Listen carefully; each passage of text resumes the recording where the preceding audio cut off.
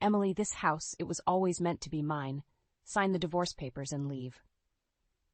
Nathan's voice was cold, devoid of the warmth that once drew me to him. I stood in the living room, the walls echoing his harsh words, feeling a mix of disbelief and rising anger. Our marriage, once a sanctuary, had transformed into a battlefield. You can't be serious, I replied, struggling to keep my voice steady. This is our home, Nathan, not just yours. He smirked, a gesture so unlike the man I had fallen in love with. Our home? Emily, wake up. You're just a housewife. I've been the one paying for everything. I clenched my fists, feeling a storm brewing inside me. A housewife? Is that all I am to you now? I retorted. Nathan walked closer, his presence overbearing. Exactly. You've done nothing but live off my hard work. It's time you realize your place. I could feel my parents' worried glances from the corner of the room. They had come over for dinner, unaware they'd be witnessing the collapse of my marriage. I didn't want them to see me like this, broken, belittled by the man I once adored. Fine, Nathan, I said, my voice laced with a newfound resolve. I'll sign your papers. But remember this, you will regret it. He laughed, a sound that sent shivers down my spine. Regret? Emily, you'll be the one with regrets. I turned away, my parents following silently. As I walked out of that room, out of the life I had built with Nathan, I knew this was not the end. It was a beginning of my fight, my retribution. As I sat in my small but cozy apartment, the memories of my past flooded back, painting a stark contrast to the present.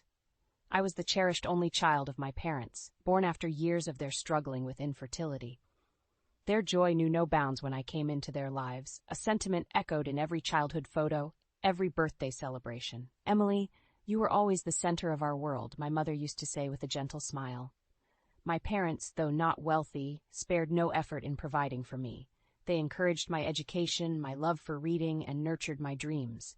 But with their sacrifice came an unspoken burden, the pressure to find happiness, to make their efforts worthwhile. Meeting Nathan seemed like fulfilling that unspoken promise. He was charming, attentive, and shared a similar background. An only child with aging parents. Our connection was instant, our conversations filled with laughter and shared aspirations.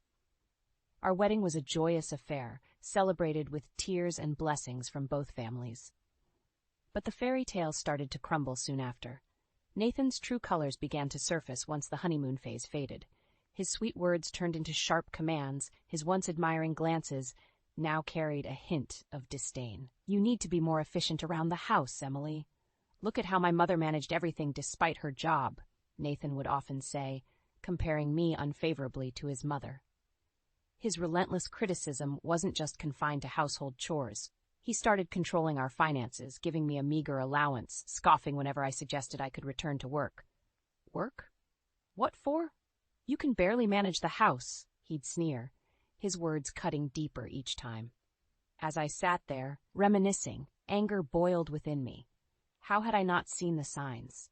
How had I allowed myself to become this person, a shadow of my former self, living in a loveless, controlling marriage?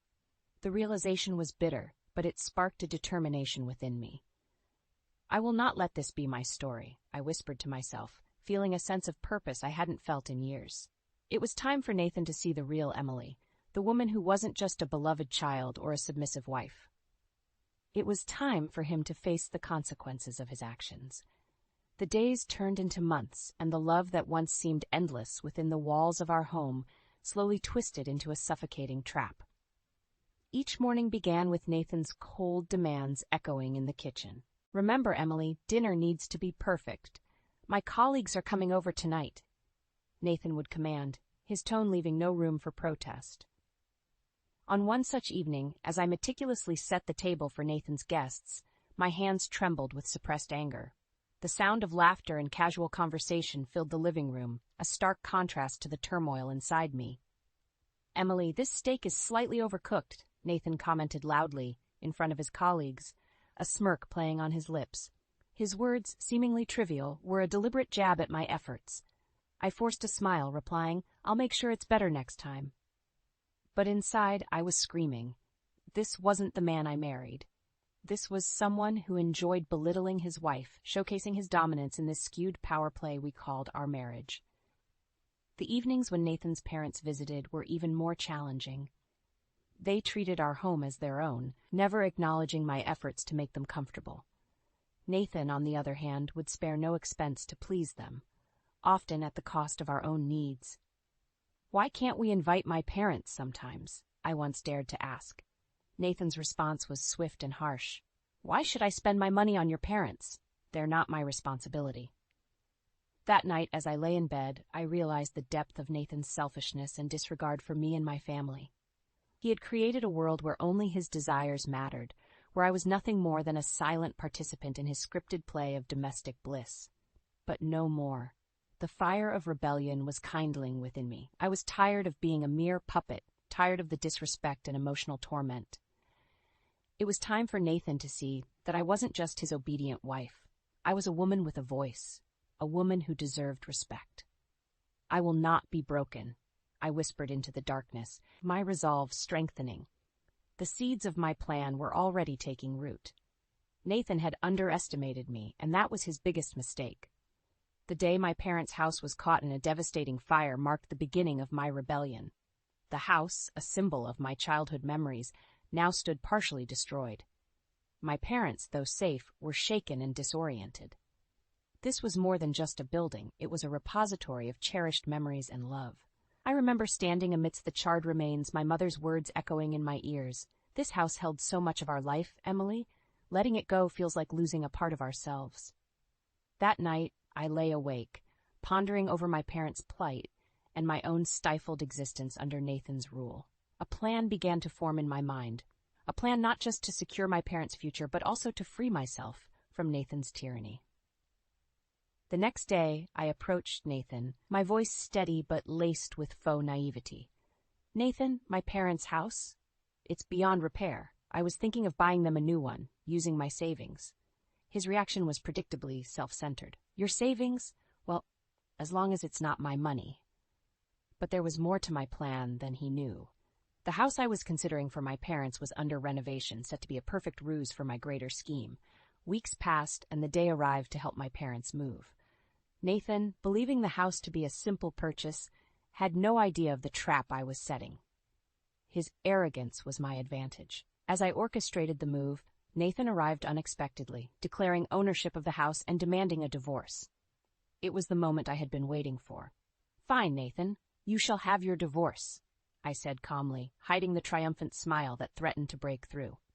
Little did he know, the house he so arrogantly claimed was not the real deal. The actual property, a modest but comfortable home, was waiting, its location a secret kept from Nathan. As I left with my parents, the look of confusion and defeat on Nathan's face was the first victory in my silent war against him. But it was just the beginning. The real retribution was yet to come. In the days following the move, I worked meticulously, my actions cloaked in secrecy. Nathan, oblivious to my intentions, basked in his perceived victory. It was time to unveil the truth and shatter his delusions. I recall the day vividly. Nathan had called, his voice dripping with condescension. "So, Emily, how does it feel to be back at your parents' old cramped house?" I smiled into the phone, a cold, calculated smile. "Actually, Nathan, we're quite comfortable. You see, the house you claimed was just a temporary arrangement. The real property is elsewhere, safe from your greed." There was a pause, a silence filled with his dawning realization. "What are you saying, Emily? That can't be." "Oh, but it is. And about the divorce papers you so kindly left for me, I've already filed them," I continued, my voice steady and strong. Nathan's reaction was a mix of confusion and anger, a stark contrast to his usual arrogant demeanor. "This isn't over, Emily. You can't just—" But I cut him off, no longer willing to endure his tirades. "It is over, Nathan, and let me remind you, I'm not just the meek housewife you thought you married. I am a lawyer, well-versed in the law. Your attempts to intimidate me are futile." His silence on the other end was the sweetest revenge, a validation of my newfound empowerment. The years of belittlement and control were coming to an end, and I was the orchestrator of his downfall. As I hung up the phone, a sense of liberation washed over me. I had turned the tables on Nathan, using his arrogance against him. It was a victory, not just for me, but for every moment I had felt insignificant in his shadow. The path ahead was clear. I would rebuild my life, free from Nathan's oppression, and stand tall, a woman reborn from the ashes of a marriage that had sought to diminish her. The day of reckoning arrived sooner than expected. My phone buzzed, and Nathan's name flashed on the screen. Bracing myself, I answered, my heart pounding with a mix of anticipation and resolve. "Emily, this is madness. You can't do this to me." Nathan's voice was frantic, a stark contrast to his usual composed and condescending tone. "Oh, but I can, and I have, Nathan," I replied, my voice calm and unwavering. "You thought you could walk over me, take what's mine, and discard me like I was nothing. You were wrong." He was silent for a moment, and I could almost hear the cogs turning in his mind as he tried to comprehend the gravity of his situation. "Emily, listen, we can work this out. Let's forget about the divorce and start over," he pleaded, his voice laced with false sweetness. The suggestion was laughable. "Start over? After everything you've done? No, Nathan. I deserve better, and so do my parents." I could feel his desperation through the phone. "But the house, my reputation, my career, you're ruining everything." "That's the consequence of your actions, Nathan. You chose this path when you underestimated me, when you treated me and my family with such disregard," I said firmly. The call ended with Nathan's pleas fading into a defeated silence. It was a victory, not just legally but morally and emotionally. I had stood up to the bully who had made my life miserable, and I had won. In the following weeks, Nathan's life unraveled. His attempts to control and manipulate had backfired, leaving him to face the harsh reality of his actions. His once flourishing career took a hit as the details of our divorce and his behavior became the talk of the town. As for me, I found solace in my parents' company, in the small yet comfortable home that was truly ours. I had reclaimed my life, emerging stronger and more determined. The road ahead was uncertain, but it was mine to travel, free from the shadows of a loveless marriage. Sitting in the sunlit living room of the modest house that was now a sanctuary for my parents and me, I reflected on the tumultuous journey I had endured.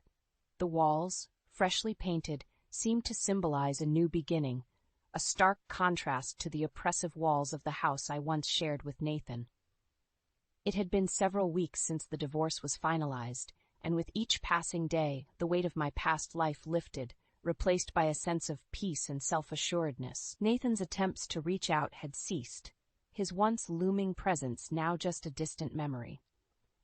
My parents, who had witnessed my transformation, were my pillars of strength.